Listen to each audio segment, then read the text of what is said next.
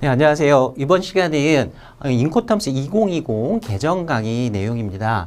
인코텀스 2010으로 공부하신 분들을 위해서 인코텀스 2020의 개정 내용들을 설명드리는 그런 시간이 될 거고요. 인코텀스 2010에서 20으로 개정이 되면서 사실 중요한 내용이 아주 많이 바뀌진 않았습니다. 그래서 여러분이 기존에 2010 공부하셨던 내용들을 그대로 가지고 가시면서 거기에다가 일부 추가되는 내용 또 변경되는 내용 이런 것들만 확인하는 그런 강의로 활용을 하시면 되겠습니다. 자, 프린트 같이 봐주시고요. 1번 개요 보시면 인코텀스는 처음에 1936년에 개정이 됐는데 무역환경 상관왕의 변화에 따라서 주기적으로 개정이 되어 왔다. 이렇게 얘기를 합니다. 인코텀스를 한번 만들어 놓고 계속 쓰는 것이 아니고요. 주기적으로 약 한 10년 정도의 텀을 두고 최근에는 계속 개정이 되고 있고요. 무역환경 그리고 상관행 특히 뭐 운송의 관행이라든가 이런 부분들이 약간씩 변화되는 것들이 있기 때문에 주기적으로 개정을 하고 있습니다. 그래서 2020은 8차 개정, 8번째 개정 내용이 되고요. 인코텀스 2020은 말 그대로 2020년 1월부터 적용이 되는 걸로 되어 있습니다. 발표는 19년도 10월 중순 정도에 되었는데요. 시행은 2020부터 되게 됩니다. 혹시 시험에서도 무역 환경이라든가 상관행의 변화 때문에 개정이 된다. 이런 내용들 정도 챙겨가시고 8번째 개정이다라는 정도 챙겨가시면 되겠습니다. 자, 2번 목차 보시면요. Differences between Incoterms 2010 and 2020 이렇게 되어 있습니다. 자, 요거는 Incoterms 2020의 설명문에 나오는 내용 중에서 2020으로 개정되게 된 이유 중요한 내용 이렇게 따로 규정을 하고 있는데 그 내용을 발췌한 거예요.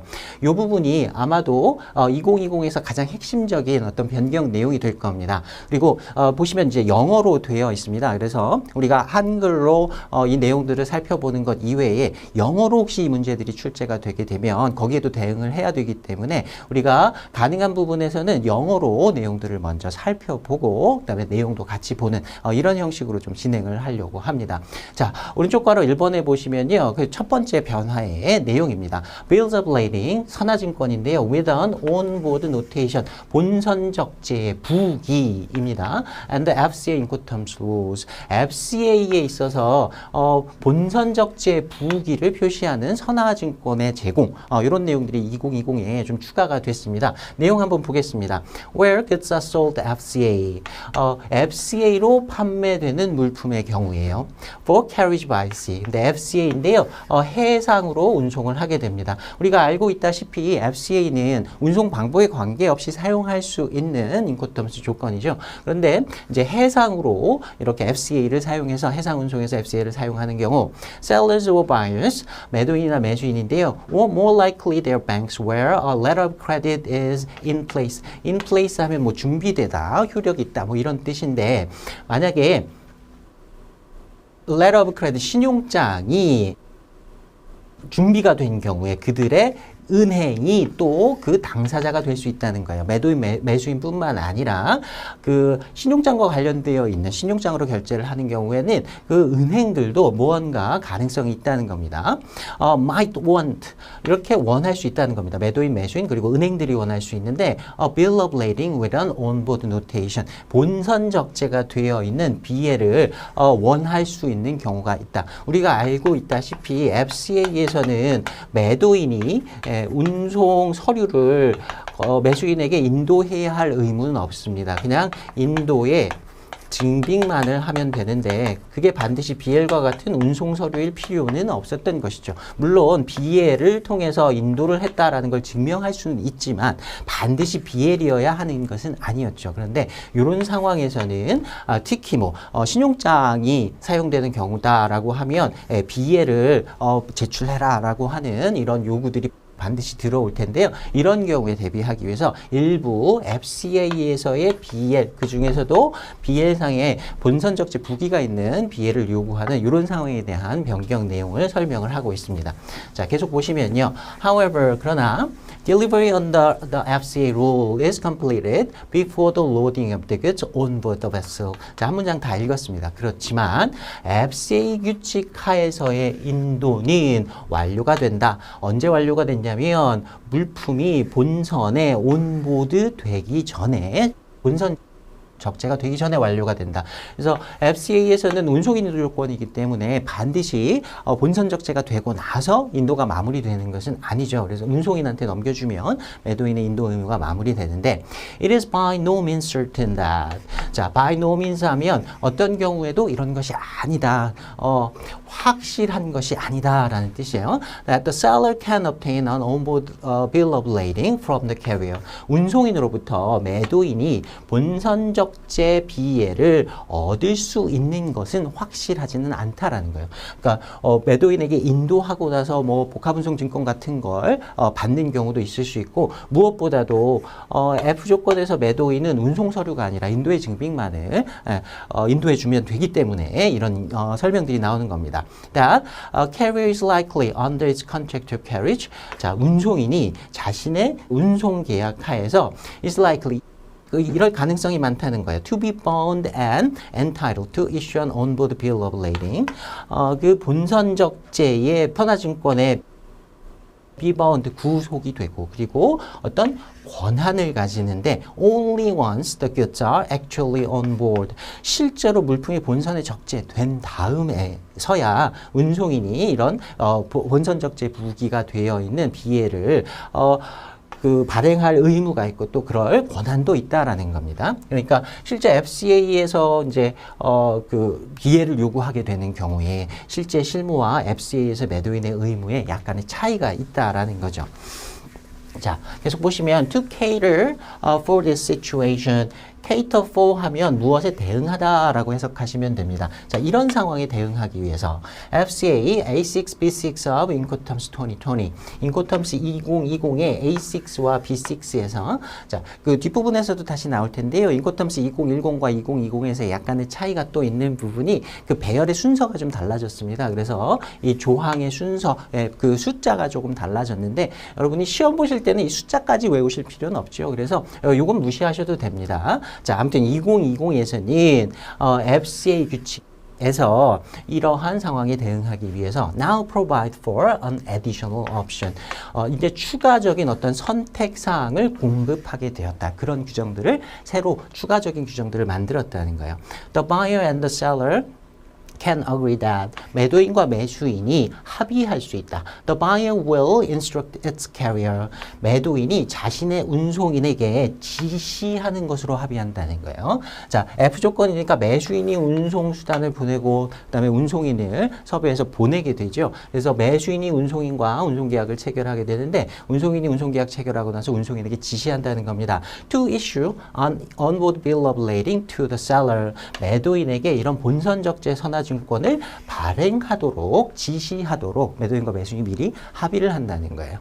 원칙적으로는 매도인이 F 규칙에서는 물품을 인도하고 인도했다는 인수증 정도를 받으면 되는데 비예를 달라라고 이제 매도인하고 매수인 사이에서 매도인이 비예를 받아서 넘겨주기로 둘이 합의를 했다면 매수인이 운송인한테도 그 사실을 알려주고 매도인에게 이런 비예를 특히 본선 적재가 되어 있는 그 표시가 되어 있는 비예를 넘겨줘라라고 미리 합의를 한다는 거예요. After loading of the 물품을 적재하고 나서 이제 본선 적재를 하고 나서요.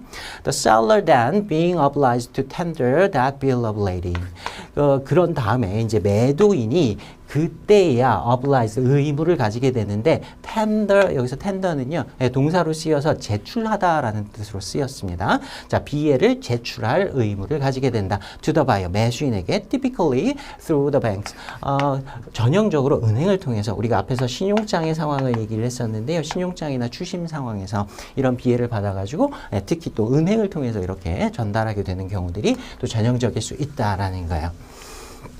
자, 계속 보겠습니다. ICC recognizes that ICC 국제상업회의소가 인식하고 있다. 잘 알고 있는데 despite this somewhat unhappy union between an onboard bill of lading and FCA delivery 그 본선 적재 BL과 그리고 FCA에 의한 인도의 unhappy, 좀 행복하지 않은 좀 이상한 적절하지 않은 이런 결합에도 불구하고 this cater for 자 이건 뭘 위한 것이냐면 a demonstrated need in the marketplace 실제 시장에서 매도인과 매수인이 무역을 하는 그 실제 상황에서 이러한 수요가 있다는 게 demonstrated 보여졌기 때문에 때문이다. 그래서 FCA에서 본선적재 선화증권 꼭 인도해야 할 의무는 없지만 원칙적으로는 실무상 이렇게 사용하는 경우들이 많기 때문에 이게 약간 부적절한 유니언, 결합이다라는 걸 알고 있음에도 불구하고 시장 상황이 그렇기 때문에 이에 대응하기 위해서 이런 규정을 두었다라는 설명이에요.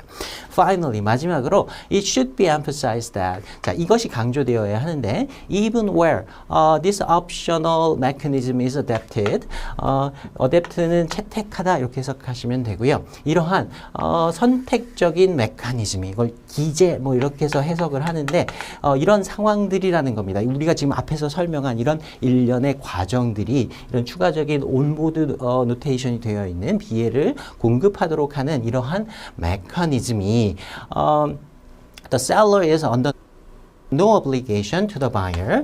매수인에게 매도인은 어떠한 의무도 없다. As to the terms of contract of carriage. 운송 계약의 조건에 as to 관해서는. 그러니까 F 규칙에서는 매수인이 운송 계약을 체결하기 때문에 이런 상황이 이런 추가적인 어떤 매도인과 매수인 사이에 합의가 있다 하더라도 그 운송 계약에 대해서는 매도인이 매수인에 대해서는 어떠한 의무도 없다. 이건 매수인이 알아서 할 일이고 매도인과 합의가 있었다면 운송인에게 지시를 해야 하는 당사자는 매수인이다라는 걸 강조해야 한다. 뭐 이런 정도의 내용으로 보시면 되겠습니다. 자, 계속 볼게요. Does it remain true to say that? 이렇게 말하는 것이 진실로 남느냐? 그러니까 이렇게 얘기하는 게 아직도 참이냐? Where containerized goods are delivered by the seller to the buyer. 컨테이너에 담겨진 물품이 매도인으로부터 매수인에게 인도되는 경우에 by handling over a carrier before loading onto a ship. 선박에 적재하기 전에 운송인에게 인계하여서 이렇게 인도하는 컨테이너 물품의 경우에 the seller is well advised. 매수인은 잘 통지되었다. 잘 권고를 받았다. 그러니까 매도인에게 잘 권고한다. 매도인에게 권고한다는 내용입니다. To sell on FCA terms rather than the FOB terms. FCA 조건으로 물품을 판매하는 것이 FOB 조건으로 판매하는 것보다 더 괜찮다, 더 적절하다라고 얘기하는 것이 이것이 아직도 진실이냐? 그러니까 좀 말이 긴데요. 컨테이너 물품에 대해서 FOB를 사용하는 것보단 그래도 FCA를 사용하는 게 이런 뭐 우리가 앞에서 얘기한 온보드 노테이션이 붙어 있는 BL을 공급하는 것과 관련된 문제들이 있긴 하지만 그래도 역시 컨테이너 물품에는 FOB보다는 FCA를 사용하는 것이 더 옳으냐라는 질문을 하고 있는 거예요. The answer to that question is yes. 그 질문에 대한 대답은 yes이다. 그렇다이다. 그러니까 컨테이너 물품에는 아직도 FCA를 쓰는 것이 맞다라 더 적합하다는 거예요. Where Incoterms 2020 have made a difference, however. 근데 인코텀스 2020이 어떤 차이를 만들었는데, 차이를 두었는데, 그렇지만, 그 차이를 where 여기서는 어떤 부분 정도로 의역을 하시면 될 것 같아요. 차이를 둔 부분은 is that, where such a seller still wants or needs a bill of lading with an onboard notation. 매도인이 아직도 원할 수 있다라는 거예요. 온보드 노테이션이 붙어 있는 본선적재 부기가 되어 있는 bill of 선화증권을 원하거나 또는 필요한 경우가 있는 경우에 우리가 인코텀스에서 뭐 차이를 좀 두었다라는 겁니다. The new additional option in the FCA term, FCA 규칙에서 FCA 조건에서의 추가적인 이러한 선택상 온보드 노테이션이 붙어 있는 BL을 공급하도록 하는 A6, B6 makes provisions for such a document. 그러한 서류, such a document 이런 데다 괄호 뚫어가지고 이제 시험 문제 나오기도 편하겠죠. 그러한 서류가 뭐냐? 본선 적재 부기가 붙어 있는 BL 이렇게 보시면 되겠죠. 그걸 하도록 하는 그러한 규정들을 두고 있다. 자, 이제 오른쪽 괄호 2번의 내용 보겠습니다. Costs where they are listed. 자, 비용 문제인데요. 비용이 어디에 목록이 될 것인가, 어디에다가 그 비용 문제들을 규정해서 써 놓을 것인가 하는 문제예요.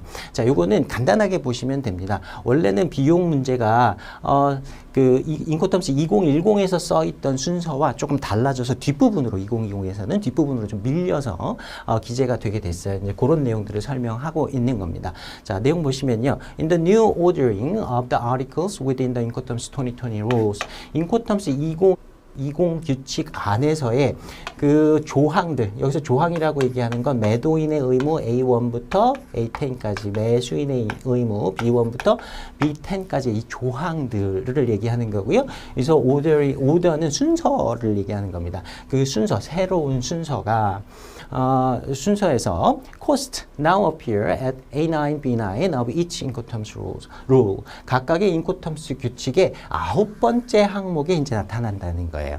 그래서 전에는 6번 항목에 있었는데 이제 9번 항목으로 밀렸다는 겁니다. 순서가 바뀌었다. 역시 이 뭐 9번째 항목이니 이런 순서는 여러분이 암기하실 필요는 없습니다.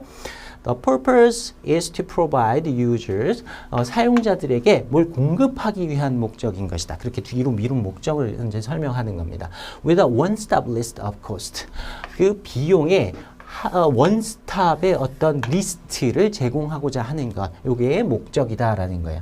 그러니까 이전에는 약간 좀 복잡하게 이렇게 되어 있던 걸 한꺼번에 모아가지고요, 비교적 뒷부분, 9번째 항목에다가 비용 부분을 거의 한 번만 딱 들춰보면 비용에 대한 부분들을 다 정리할 수 있도록 뒷부분에다가 한꺼번에 이렇게 리스트를 해놨다는 겁니다. So that the seller or buyer can now find one place at all the cost for which it would be responsible. 자신이 여기서 it은 매도인이나 매수인을 받는 겁니다. 그 매도인이나 매수인이 책임질 수 있는, 책임을 져야 하는 그 비용의 모든 비용을 한 군데에서 이제 찾아볼 수 있도록 했다라는 거예요. Under that particular Incoterms rule, 그 특정 인코텀스 규칙 하에서 items of cost, 그 비용들의 아이템들, 어떤 세부 내역들은 are also mentioned in their home article. 그들의 홈 아티클, 원래 규정, 그러니까 자기가 근거를 두었던 그 규정들에 또한 언급이 되어 있다. 그러니까 뭐 운송 관련된 내용, 뭐 서류와 관련된 내용, 이런 그 규정들이 있을 텐데 거기에도 비용의 내용들이 이미 언급이 되어 있지만 그 9번 항목에다가, 비용 항목에다가 이것들을 다시 모아가지고 좀 중복이 되더라도 한꺼번에 볼 수 있도록 이렇게 리스트를 만들었다는 겁니다. Thus, for example, 그러므로 예를 들어서 the cost involved in obtaining documents in FOB. FOB에서 서류를 얻어야 하는 것과 서류를 구비해야 하는 것과 관련된 비용들은 still also appear at A6, B6 as well as at A9, B9. 6번 항목이 이런 서류들에 대한 항목이거든요. 서류 항목에도 나타나지만 그리고 또한 9번째 항목인 이 비용 항목에도 다시 한번 나타난다라는 거예요.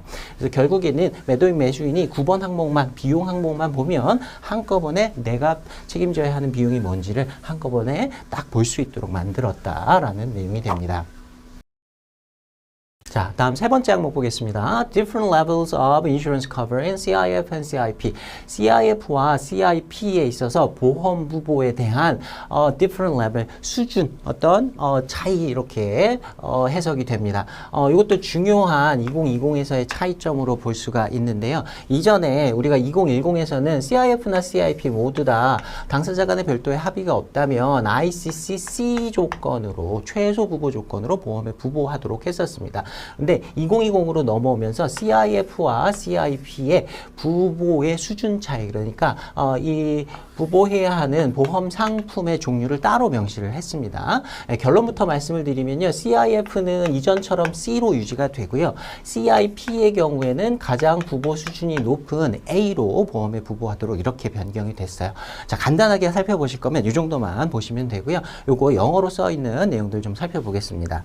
In the Incoterms 2010 rules, 인코텀스 2010 규칙에서 이전 규칙이죠. A3 of both CIF and CIP imposed on the seller the obligation. A3번 항목에서 이게 이제 운송계약과 보험계약의 내용이었어요. 이전에는 CIPF와 CIP 모두 다 매도인에게 impose 하면 의무를 지우다, 뭐 어떤 관세나 세금 같은 걸 부과하다 이런 뜻입니다. 매도인에게 부과를 했는데 어떤 의무를 부과했다는 거예요. To obtain at its own expense, 자신의 비용으로, 매도인 자신의 비용으로 무엇을 얻도록 했냐면 cargo insurance, 그 적하보험, 그 화물에 대한 보험을 책임을 매도인이 부보하도록 의무를 부여를 하고 있었다는 거죠. Complying at least with the minimum cover as provided by Clause C of Institute Cargo Clause. 자, 협회 적하 약관의 C 약관에 의해서 규정되어 있는 최소 부보 조건에 따르는 보험을 부보하도록 이렇게 요구를 하고 있었다. 괄호 안에 Lloyd's Market Association이나 International Underwriting Association, 뭐 LMA, IUA 이렇게 약자가 써 있는데요. 다 보험자 협회라고 생각하시면 되고요. 우리 시험에는 이런 내용까지는 나오지는 않을 테니까 괄호 안의 내용은 신경 쓰지 않으셔도 크게 문제는 없을 거예요.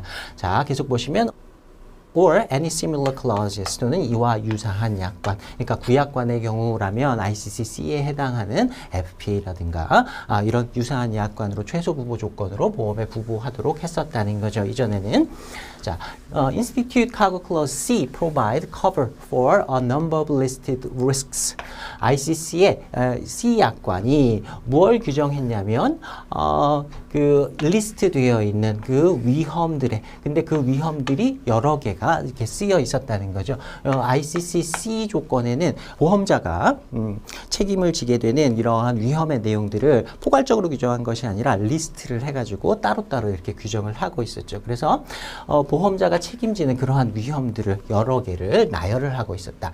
Subject to itemized exclusions. exclusion 하면은 이제 면책 사항을 생각하시면 됩니다. 보험상 보험자가 책임지지 않는다라고 하는 이 면책들. 그래서 앞에서 얘기했던 number of listed risks는 보험자가 책임을 지는 부분 이렇게 나열을 했고, 그리고 책임지는 부분뿐만 있는 것이 아니라 subject to 무엇에 적용을 받냐면 또 여러 가지 면책들, 이것도 역시 아이템화되어 있는 개별 이런 면책들의 적용도 받는. 자, 계속 보시면 Institute Cargo Clause A, ICCA의 약관이죠. On the other hand, 한편으로는 cover all risks, 전 위험에 대해서 담보를 한다, 부보를 해주는데 보험자가 책임을 져주는데 against subject to itemized exclusions, 앞에 나온 표현이랑 똑같죠. 역시 ICCA에서도 이 면책 사항들은 또 역시 규정이 되어 있었습니다. 그래서 둘 간의 차이는 ICCC에서는 number of listed risks 하고, 그 다음에 ICCA에서는 all risk에 대해서 커버를 한다. 이게 차이점이다. 다 알고 계실 겁니다. 자, 계속 보면요. The decision was made. 어떤 결정이 내려졌는데 to provide for different minimum cover in CIF Incoterms rules. CIF Incoterms 규칙에서의 최소 부보에 대한 그 다른 최소 부보를 공급하는 것, 그리고 NCIP Incoterms rules, 그리고 CIP에서는 또 다른 이런 부보 조건을 요구하는 것으로 어떤 결정을 내렸다는 거예요. Incoterms 2020에서는 in the first, 첫 번째에서는, 그러니까 CIF를 얘기하는 겁니다. CIF에서는 which is much more likely to be used in the maritime commodity trade. commodity 하면은 그냥 상품이라고 해석하셔도 되는데, 여기서는 특히 1차 산품, 아직 가공도가 높지 않은 원상태, 가공하지 않은 원재료, 이런 것들을 생각하시면 됩니다. 해상으로 이런 1차 산품들을 거래할 경우가 많은 거죠. CIF에서는 용선 운송을 통해서 벌크 화물, 컨테이너 화물이 아니라 벌크 화물을 운송하는 경우에 적합한 해상 내수로 전용 조건이기 때문에 주로 이런 공산품보다는 가공도가 낮은 이런 원재료들을 주로 거래를 하게 된다는 거예요. The status quo, 요거는 이제 라틴어고요. 현재 상태라고 해석하시면 됩니다. 현재의 상태가, status가 has been retained. retain 하면 유지하다라는 뜻이고요. keep하고 똑같은 뜻입니다. 계속 유지가 됐다. 그래서 CIF에서는 계속해서 ICC의 C 규칙으로 보험에 부보하도록 그대로 두었다는 거예요. With Institute Cargo Clause C, ICC의 C 규칙으로, C 약관으로 as the default position. default position 하면은 원래 상태, 기본적인 상태, 그러니까 기본 옵션이 CIF에서는 ICC C 규칙이다. 그게 동일하게 유지가 됐다.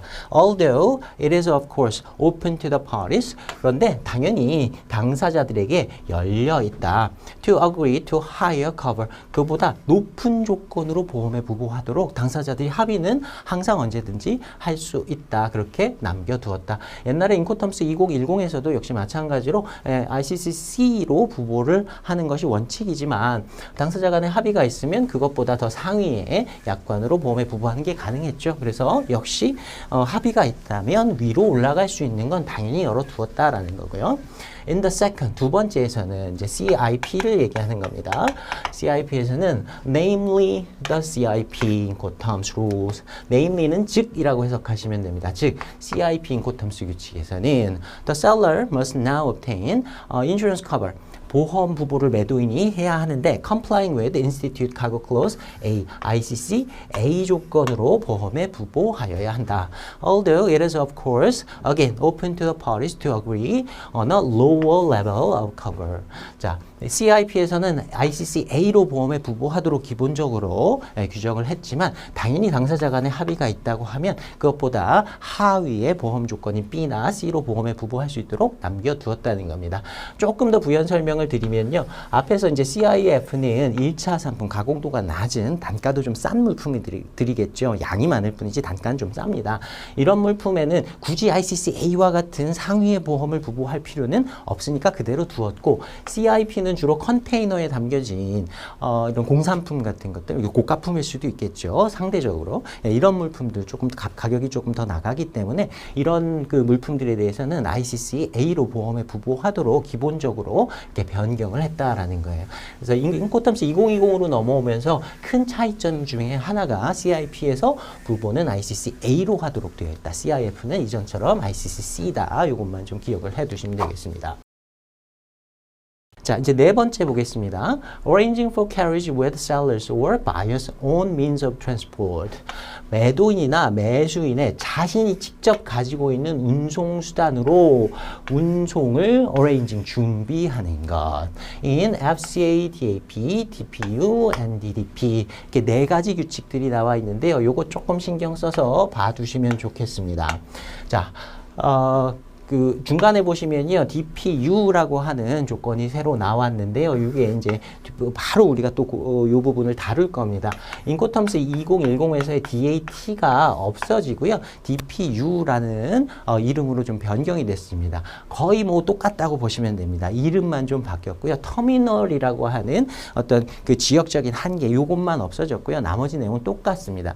자, 아무튼 매도인과 매수인이 F 조건이나 D 조건, F 조건 중에서는 이제 FCA 하나가 명시가 되어 있어요. 시험에서는 요거 하나 물어볼 수 있으니까 요거 좀 기억을 해 두시고요.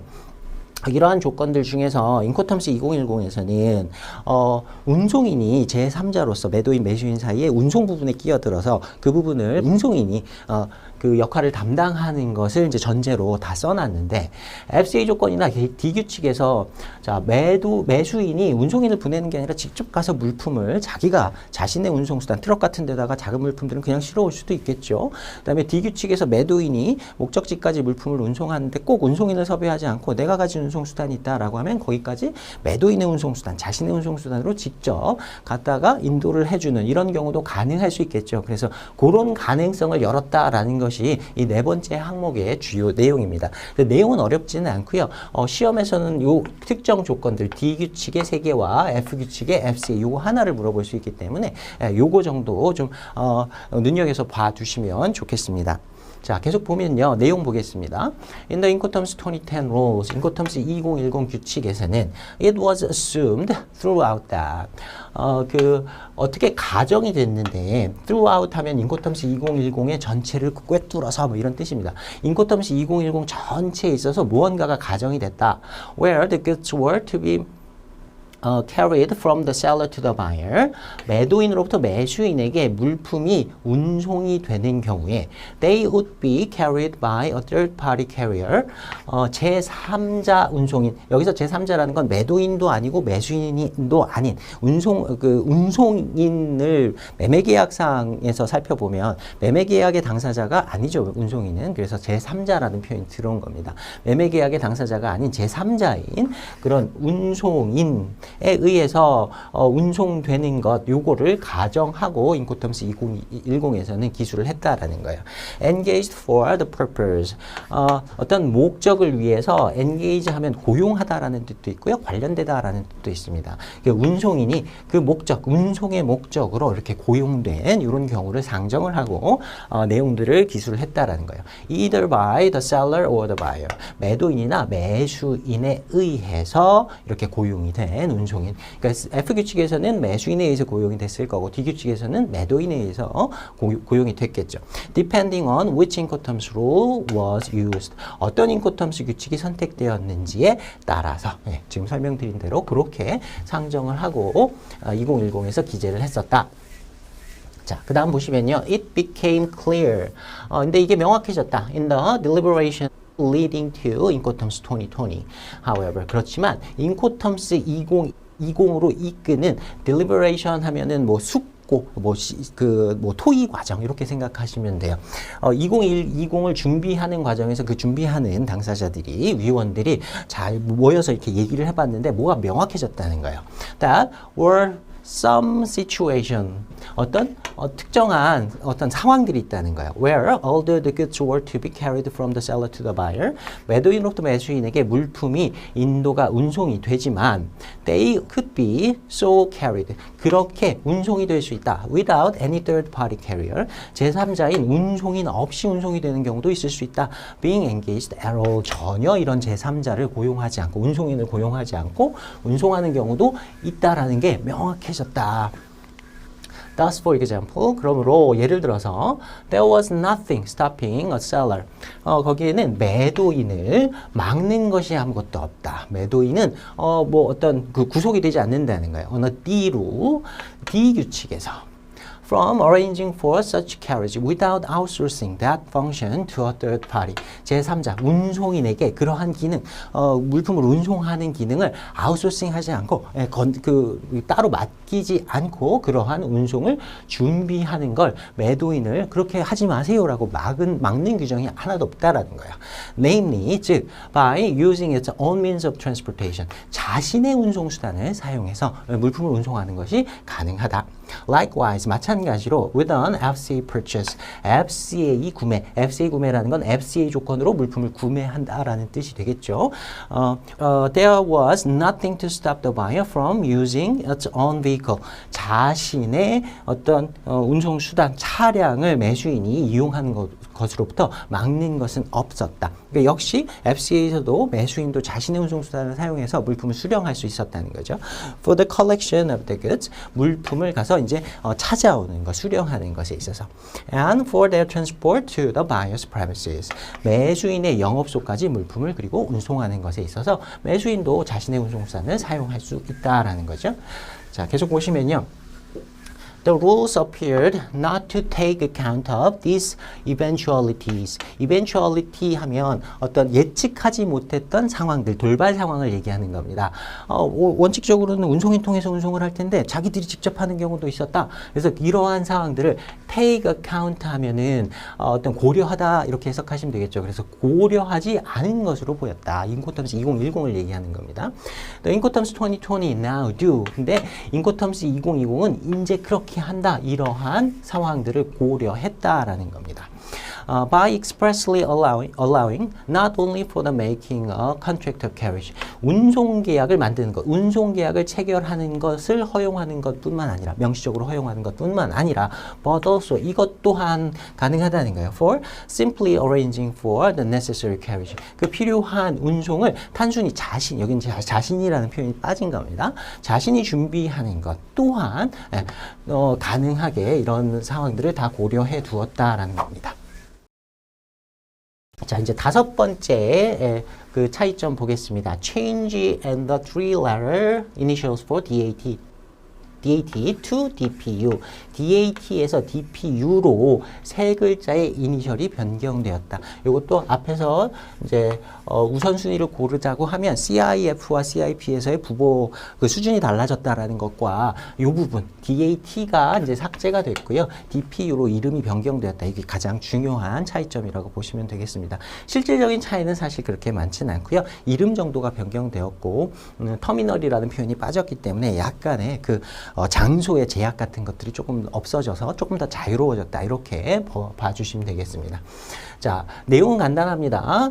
보시면 The only difference between DAT and DAP in the Incoterms 2010 Incoterms 2010에서의 DAT와 DAP의 유일한 차이는 was that 이거였는데 in DAT에서는 the seller delivered the goods once unloaded from arriving means of transport 도착하는 운송수단으로부터 일단 물품을 양하하여서 매도인이 인도를 했다. into a terminal. 그리고 그 장소는 터미널이었죠. 터미널 안에 양하를 완료해가지고 인도하는 조건이 DAT였고. Whereas 반면에 in DAP에서는 the seller delivered the goods when the goods were placed at the disposal of the buyer. 물품이 매수인의 처분에 두어진 때에 매도인이 인도를 하게 됐는데 on the arriving means of transport for unloading. 양하를 위해서 도착하는 운송수단 상에서 매수인의 처분에 두어진 때. 그러니까 DAP에서는 양하의 의무는 없었고 DAT에서만 양하의 의무가 있었다라는 내용입니다. 자, 계속 보시면 It will also be recalled that. recall 하면은 이제 회상하다, 기억하다라는 뜻이죠. 자, 요것 또한 기억이 되게 될 텐데 우리 인코텀스 2010을 생각해 보면 이렇다는 거예요.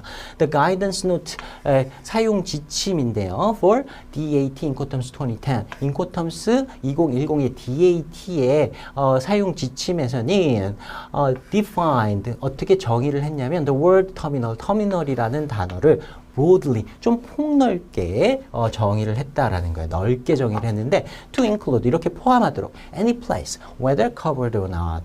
어떤 장소도 다 터미널이 될 수 있고 그리고 covered or not, 지붕이 있는지 없는지 여부에 관계없이 터미널 범위에 들어온다. 그래서 인코텀스 2010에서도 터미널이라는 정의 자체도 좀 폭넓게 정의를 하고 있었고 반드시 우리가 생각하는 어떤 전형적인 터미널은 아니어도 된다라고 그렇게 정의를 해놓고 있긴 했었습니다. 그것 또한 우리가 2010 생각해보면 기억을 해낼 수가 있다는 거죠.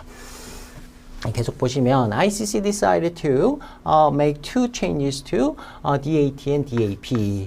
ICC가 DAT와 DAP의 두 가지의 차이를 두기로 결정을 했다. First, 첫 번째 차이는 뭐냐면 The order in which the two Incoterms 2020 rules are presented has been inverted. 두 가지의 인코텀스 규칙이 제시되는 그러한 순서가 inverted, 이제 변경이 됐다. 앞뒤가 바뀌었다는 말입니다. 거꾸로 됐다는 말이에요. 이전에는 인코텀스 2010에서는 DAT 다음에 DAP 이렇게 설명을 하고 있었어요. 터미널에 도착해서 양하가 완료돼서 인도되는 조건. 그 다음에 목적지의 어떤 장소에서 양하 준비가 된 채로 인도되는 조건. 이렇게 순서를 두고 있었는데 이제는 이 순서가 바뀌게 되는 겁니다. DAT가 DPU로 이름이 변경이 되면서 DAP가 먼저 나오게 되고요. 그 다음에 순서가 DPU 이렇게 해서 순서를 바꿨다는 겁니다. And DAP, where delivery happens before unloading. DAP에서는 unloading, 이 양하가 되기 전에 인도가 이루어지죠. 그래서 양하가 이루어지기 전의 조건과 양하가 이루어진 다음의 조건 이렇게 해서 순서를 옛날과 바꿨다라는 겁니다. Now appears before DAT. DAT 이전에 나온다. 그러니까 DAP가 먼저 나온다라는 얘기야. Secondly, 두 번째로는 The name of the rule DAT has been changed to DPU. DAT라는 규칙의 이름이 명칭이 DPU로 바뀌었다. 자, DPU는요, delivered at place, unloaded의 약자죠. 그러니까 이전보다 더 간단하게 이해를 할 수가 있어요. DAP 모든 조건들에서 인코텀스 조건들에서 양하의 의무는 매도인에게 없었다라는 게 원칙이죠. 다만 DAT만 있었는데 그 DAT의 이름을 아예 unloading이라는 unloaded indeed라는 표현을 집어넣어 가지고 새로 규칙 이름을 만들어 놓고 자, 양화가 되지 않은 조건, 양화가 된 조건 이런 식으로 바꿔서 쓸 수 있도록 만들었다는 겁니다. 여기에 이제 설명은 되어 있지는 않지만 D규칙의 하나인 DDP 이렇게 해서 조합을 해보면 양화를 해야 하는지 하지 않는지 DAP에다가 양화를 추가시키면 매도인의 양화 의무를 추가시키면 DPU가 되는 거고요. 그 다음에 수입 통관 및 수익 관세를 납부해야 하는 조건을 DAP에다가 부과를 시키면 DDP 이렇게 해서 이제 정리가 되게 되는 거죠. 그래서 이전보다 조금 더 간단하게 정리가 가능하게 되었습니다. 자, emphasizing 뭘 강조하고 있는데 the reality that the place of destination 목적지의 장소가 could be any place 어떤 장소도 될 수 있다. 그리고 and not only a terminal 터미널이 아닌 어떤 장소도 될 수 있다라는 현실을 강조하면서 이렇게 바꿔놨다라는 의미가 되겠습니다. 그래서 뭐 길게 설명을 하고 있긴 한데 DAT가 없어지고 DPU가 되었고 터미널이라는 어떤 한계가 없어졌다. 순서가 바뀌었다. 이 정도 봐두시면 되겠습니다. 자, however if that place is not a terminal 만약에 그 장소가 터미널이 아니라면 그러니까 DPU를 사용하는데 그 인도의 장소가 터미널이 아니라면 the seller should make sure that 매도인이 확실히 해야 합니다. The place where it intend to deliver the goods 물품을 인도하고자 하는 그 장소가 여기서 it은 매도인을 받는 거고요. 매도인이 물품을 인도하고자 하는 장소가 is a place where it is able to unload the goods. 물품을 양화할 수 있는 장소인지 이걸 확실하게 하는 것이 중요해졌다. 그러니까 터미널이라고 하면 기본적으로 뭐 양하고 물품을 장치에도 보관하는 이런 시설들이 있었으니까 계속해서 써왔는데 DPU에서는 터미널이라는 표현을 지워버렸으니까 양화, 그 터미널이라면 당연히 양화가 가능할 텐데 양화가 불가능한 장소에서 DPU를 쓰면 적절하지 않다. 그러니까 양화가 가능한지를 확인해보고 DPU 조건을 사용할 것 이렇게 권고를 하고 있다라고 보시면 되겠습니다. 자, 이제 6번째 차이점 보겠습니다. Inclusion of security-related requirements within carriage obligation and cost.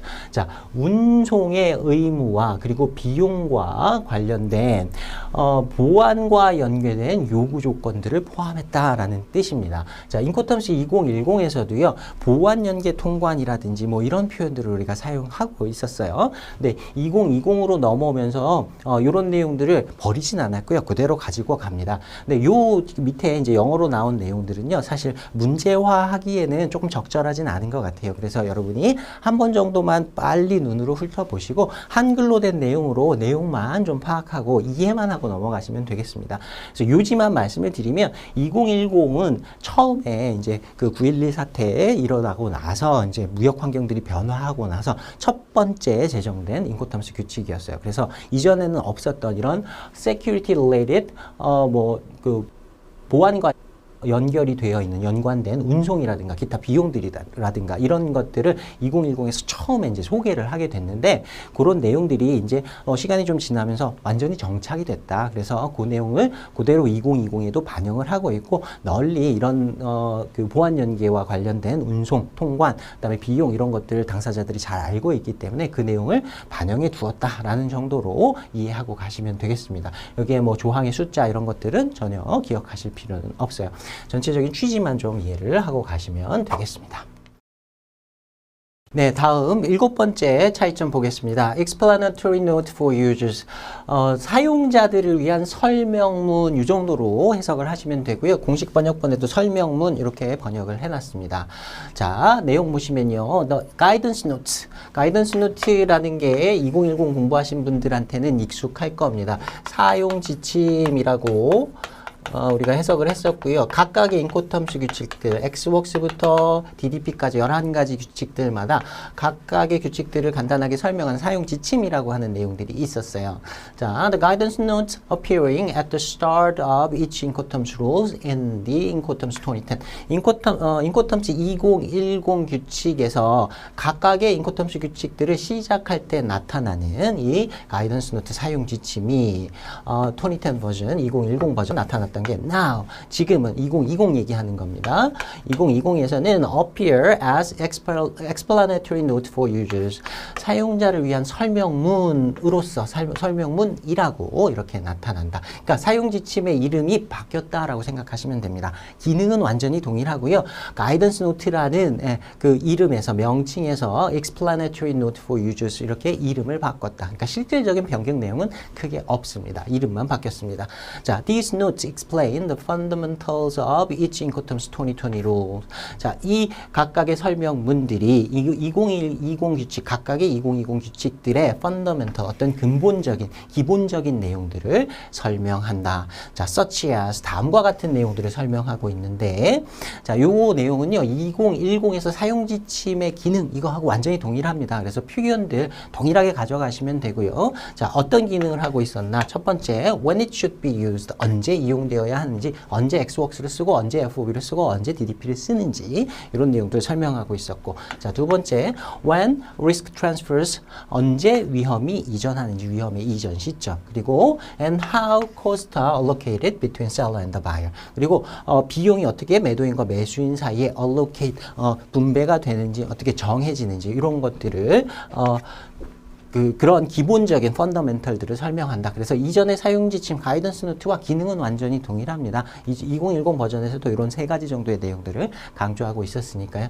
세 가지로 딱 떨어지니까 이게 이제 사지선다 문제에서는 문제로 만들기 편하겠죠. 그래서 이 내용들 다시 한번 좀 확인해 주시면 좋겠습니다. 복습한다 생각하시고 확인해 주시고요. 자, 계속 볼게요. The explanatory notes are intended. 이러한 설명문이 의도되었다. 목적을 얘기하는 겁니다. 구체적인 목적인데요. A, B 두 가지의 내용들이 나와 있습니다. A, to help the user. 사용자들을 도와주기 위해서 accurately and efficiently. 정확하고 그리고 효율적으로 steer toward the appropriate Incoterms rule.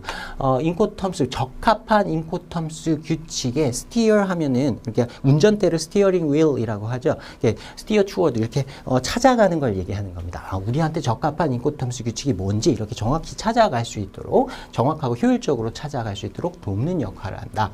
For a particular transaction, 그 특정한 거래에 있어서. 자, Incoterms 2010에서도 똑같은 내용이 나왔었고요. 자, B 보시면 to provide those, 그들에게 뭔가를 공급해주기 위한 겁니다. Deciding or advising on dispute or contract, 어떠한 분쟁이나 계약에 어떤 결정을 내려야 한다거나 또는 advise, 조언을 하는 그 당사자들에게인데, 이런 분쟁이나 그 계약이 governed by Incoterms 2020, Incoterms 2020의 규율을 받는 중거법으로서 Incoterms 2020이 채택되어 있는 계약에서 분쟁이 생기거나 그 계약 자체에 대해서 뭔가 결정 또는 조언을 해주는 거예요. With guidance, provide, 여기 가서 붙는 겁니다.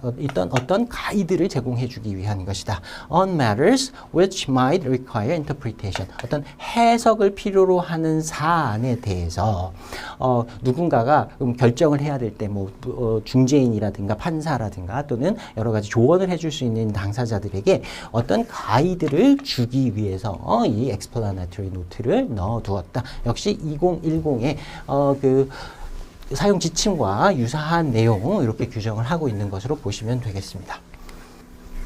자, 계속 보시면 for guidance on more fundamental issues that cut across the Incoterms 2020 rules more generally. 자, 뭔가 가이드를 위해서인데요. 무엇에 대한 가이드냐면 더 근본적인 어떤 사안들이에요. 그 어떤 근본적인 사안들이냐면 Incoterms 2020을 cut across, 가로지르는 전체를 이렇게 조망해 봤을 때 더 일반적으로, 더 포괄적으로 무언가 그 규정들을 두고 있을 수 있는데, 그러한 기본적인 이슈들에 대한 가이드. 그러니까 우리가 앞에서 살펴본 그 설명문보다 더 근본적인 어떤 설명들에 대한 가이드를 위해서는 reference may of course also be made. reference가 만들어지다, 참조가 되다, 이렇게 해석하시면 됩니다. 물론 또한 참조될 수 있는데 to the text of this introduction, 이 소개문, 서문의 텍스트를 참고할 수 있다. 그러니까 explanatory note는 각각의 인코텀스 규칙들에 대한 기본적인 설명들이 들어있고요. 각각의 인코텀스 규칙이 아닌 조금 더 일반적인 포괄적인 어떤 기본적인 사안들에 대해서는 introduction에 지금 우리가 보고 있는 내용들이 introduction이거든요. 그 introduction의 내용들이 참고가 되어질 수 있다. 이걸 보면 가이드가 될 거다라는 거예요. 그래서 서문의 역할과 그리고 그 explanatory note 두 가지에 대한 기능에 대한 설명들을 하고 있는 겁니다. 자, 그 밑에 제가 한글로 하나 써놨는데요. introduction을 2010에서는 서문으로 번역을 했었는데 2020으로 넘어오면서 이걸 소개문이라고 우리말 번역을 공식 번역을 바꿨습니다. 그래서 뭐 introduction을 뭐 서문이라고 할 수도 있고 소개문이라고도 할 수 있고 그냥 표현만 바뀐 것이다라고 보시면 되겠어요. 그래서 기본적으로 아주 인코텀스 2010에 대한 전반적인 사안은 이 introduction을 보면 되고 각각의 규칙에 대한 설명을 보려면 explanatory note를 보면 된다. 이렇게 이해하시면 되겠습니다. 자, 8번째 기타 보겠습니다. 자, 8번째 기타라고 나온 거는요. 지금 우리가 2번 목차에서 보고 있는 인코텀스 2010과 2020의 차이점. 요건 제가 서문에서 그대로 갖고 온 거였는데 7번까지의 내용은요. 여기서부터는 제가 다른 부분에 요 목차 말고 다른 부분에 흩어져 있는 부분들에서 좀 차이점을 나름대로 여기다가 넣어놨습니다. 요것도 같이 좀 참고해서 보시면 좋겠어요. 자, 양과로 1번에 보시면요. 규정의 재배열 이렇게 되어 있습니다. 인코텀스 규칙 A1부터 시작해서 B10까지 20개의 조항으로 이루어져 있는데 이 조항의 순서, 이름 같은 것들을 약간 좀 바꿨습니다.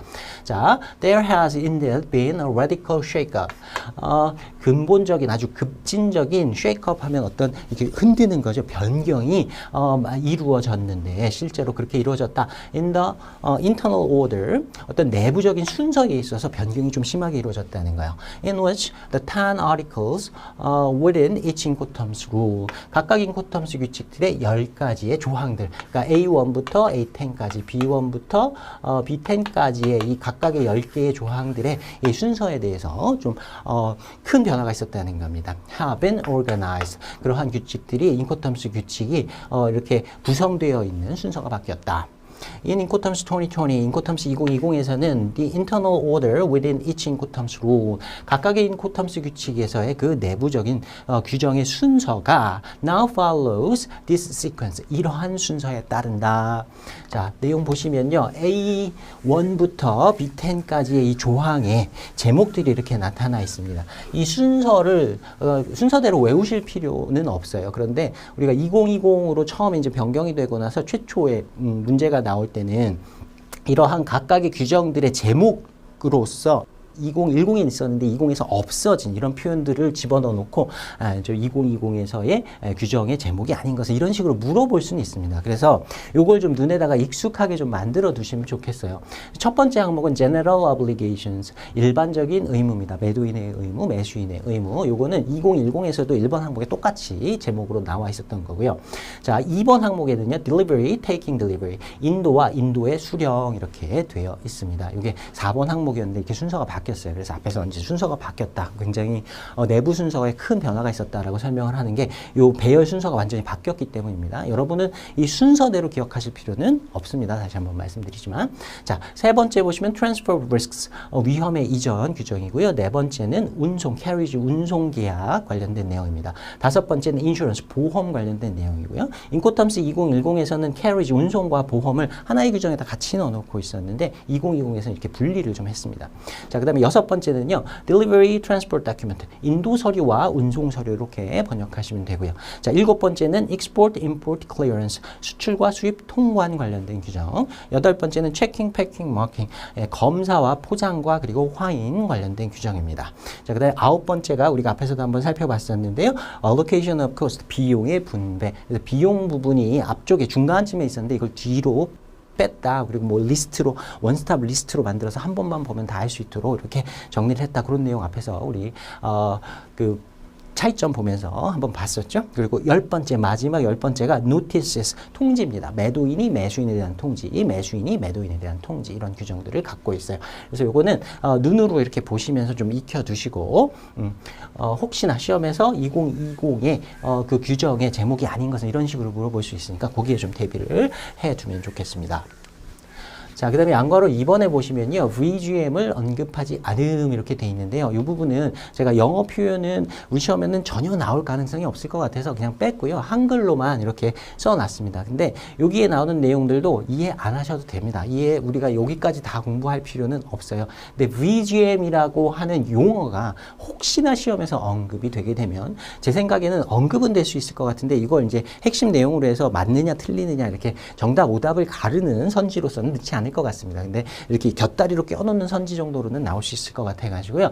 이건 한번 봐두시면 좋겠어요. 검증 총 중량 우리말로 번역을 하는데 요 약자만 좀 봐두시면 될 것 같아요. VGM이라고 하는 거. Note on Verified Gross Math 이렇게 돼 있습니다. 그러니까 총 중량에 대한 확인에 대한 노트 이 정도로 보시면 돼요.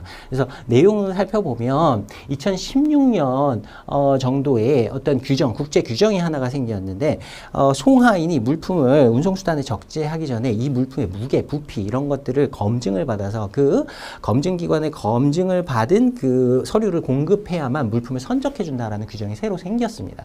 그래서 그 규정에 따라서 물품을 적재하기 전에 그런 검사들 같은 거, 확인 같은 걸 받아야 되는데 그게 이제 운송계약을 누가 체결하는지, 인도 지점이 어딘지에 따라서 매도인, 매수인 누구의 의무가 될 거냐 이런 내용들이 새로 추가가 될 수 있기 때문에 인코텀스 2020을 준비를 하면서 이 VGM에 대한 의무를 매도인, 매수인 이렇게 나눠서 넣을 건가 이런 걸 논의를 했다라는 거예요. 근데 그렇게 논의를 해봤는데 이거 넣는 건 너무 복잡한 일이다. 그래서 인코텀스에다가는 넣지 않기로 했다. 결론은 뭐냐면 VGM은 인코텀스 2020에서는 언급하지 않는다. 그런 규정이 있음에도 불구하고 매도인의 의무, 매수인의 의무 따로 규정하진 않았다. 운송계약 누가 체결해야 되는지, 비용 누가 내야 되는지, 인도 지점이 어딘지 이런 걸 가지고 유추해서 파악을 하면 된다. 이런 정도로 봐두시면 되겠습니다. 그래서 시험에서는 VGM에 대한 규정이 인코텀스 2020에서 신설되었다라고 하면 틀린 답으로 찾아주시면 됩니다. VGM에 대한 요구, 뭐 이런 규정을 갖추어야 할 어떤 상황들은 생겨났지만 인코텀스 2020에서는 좀 복잡하기 때문에 넣지 않고 그냥 제외시켰다. 이 정도로 이해하고 넘어가시면 되겠습니다.